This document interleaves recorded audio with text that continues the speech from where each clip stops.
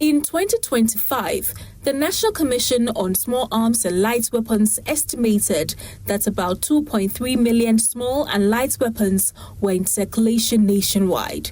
Of these, 1.2 million were legally registered, while the remaining 1.1 million could not be accounted for. Again, there were over 1,000 reported cases of gun-related violence, including armed robbery, murder, and other fatal incidents in the first half of 2025. These prompted government to introduce the gun amnesty program, allowing the public to voluntarily surrender unregistered firearms between 1st December 2025 and 15th January 2026 without facing arrest or punishment.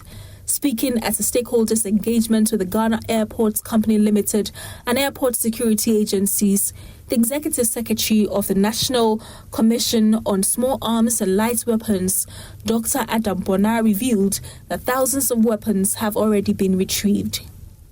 He explained that at the end of the amnesty period, firearms will be regularized for individuals who qualify, while the rest will be destroyed. Those that were brought so that they can be regularized, we'll take you through the process.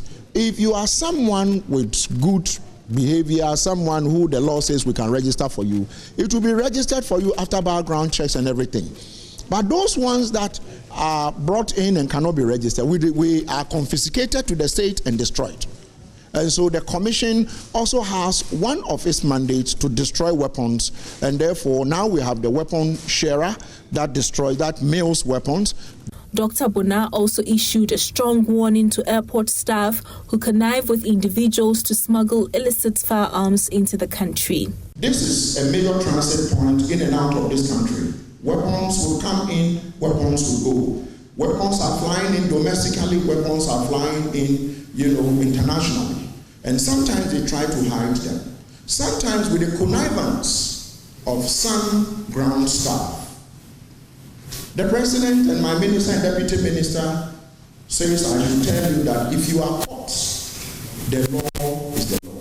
The Deputy Minister for the Interior, Ebenezer Oklete, tell Abi says government is considering calls for an extension of the program. However, he stressed that the current deadline of 15 January remains in force. And therefore, we want to use this platform to strongly encourage all persons in possession of illicit firearms to take advantage of the gun amnesty program.